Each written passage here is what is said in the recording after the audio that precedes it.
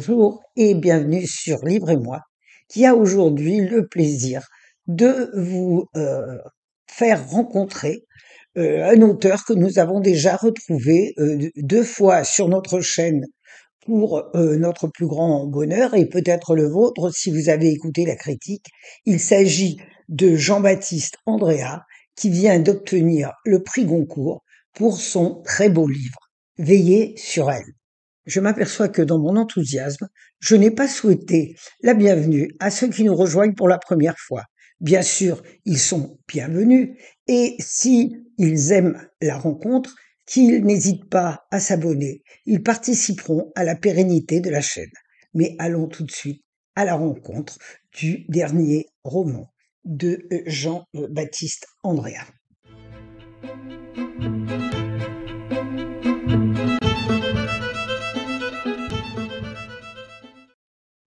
Veillez sur elle. Un livre qui évoquerait presque un feel-good si l'on ne connaissait pas l'auteur. Qui est cette elle mystérieuse sur laquelle veille un personnage énigmatique enfermé volontairement dans une cellule du monastère dans la crypte de laquelle repose cette femme, cette elle mystérieuse. Quels sont les liens qui les unissent?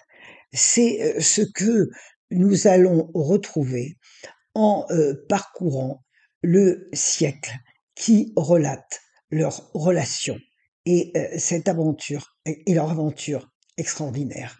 Mimo, fils d'un sculpteur pauvre, consciencieux, mais sans véritable talent, est mis en apprentissage après la mort de son père chez un vague oncle qui doit lui apprendre le métier. Mimo n'a que 12 ans, mais il a du génie entre les mains. Ce génie ne peut s'exprimer parce que son maître craint le dépassement et sa pauvreté l'empêche de donner libre cours à toutes les créations qu'il a déjà dans sa tête. Il rencontre Viola par hasard. Viola est l'héritière d'une famille prestigieuse qui refuse l'enfermement dans laquelle veut la confiner les critères de la société de l'époque. Ils n'auraient jamais dû se rencontrer, étant de milieux tellement différents. Cependant, ils se rencontrent par hasard et au premier regard se reconnaissent. C'est ainsi que une amitié indéfectible va les relier, bien qu'ils ne puissent ni vivre ensemble, ni vivre longtemps loin l'un de l'autre. Leur histoire se déroule dans les années de fureur pendant lesquelles l'Italie bascule vers le fascisme.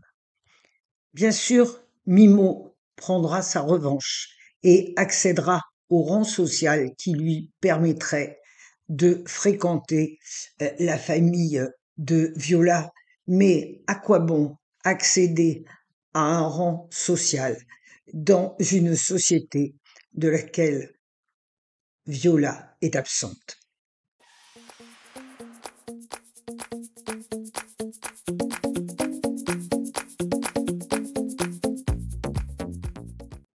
Je vous propose d'accompagner un visiteur de cette mystérieuse elle lors de sa descente à la crypte où elle est enfermée. Pendant de longues minutes, l'abbé descend, s'orientant sans faillir dans le dédale des couloirs. Son chemin, il le trouverait dans le noir, tant il l'a parcouru. Un tintement de grelots l'accompagne, le son du trousseau de clés dans sa main. Ces fichues clés, il y en a une pour chaque porte de l'abbaye, parfois deux, comme si derrière le moindre battant palpitait un mystère. À croire que le mystère qui les rassemble là, l'Eucharistie, n'est pas suffisant. Il touche au but, sans la terre, l'humidité, le parfum de milliards d'atomes de granit écrasés par leur propre poids. et même un peu de cette verdeur des pentes alentours. La grille, enfin, celle d'autrefois a été remplacée. Elle est maintenant dotée d'une serrure à 5 points. Le boîtier de la télécommande ne marche pas du premier coup. Padre Vincenzo s'acharne sur les boutons en caoutchouc. À chaque fois, c'est pareil. Tu parles d'un progrès. On est en 1986 et on n'arrête pas à produire une télécommande qui fonctionne. Il se reprend. Seigneur, pardonne mon impatience. Le voyant rouge finit par s'éteindre. L'alarme est désactivée. L'ultime couloir est surveillé par 2 caméras dernier cri, pas plus grosses que des boîtes à chaussures. Il est impossible d'entrer sans alerter quelqu'un. Et même si un intrus y parvenait, à quoi bon? Il ne partirait pas avec elle. Il avait fallu 10 hommes pour la descendre.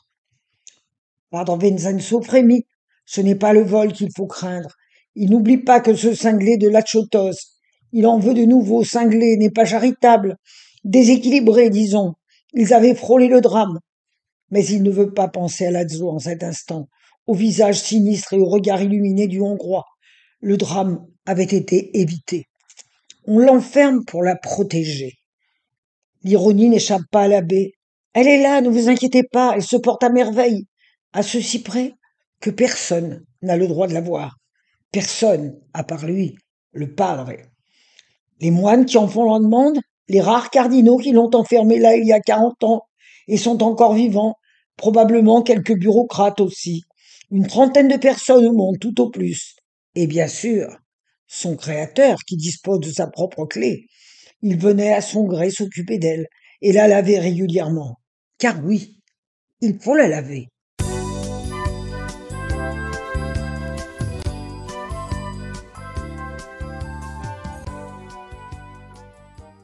Vous avez aimé 100 millions d'années et un jour, des diables et des saints. Vous aimerez veiller sur elle, parce que, outre le style très particulier de l'auteur, on trouve des termes récurrents à son œuvre, à savoir l'art, le dépassement de soi, le cheminement de l'enfant à l'âge d'homme et sous-jacent le mystère d'une autre vie. Si, en fermant le livre, vous trouvez la crypte ouverte, n'en refermez pas la porte. Certains auront envie de visiter la mystérieuse personne qui est à l'intérieur. Au revoir, portez-vous bien, à très très bientôt.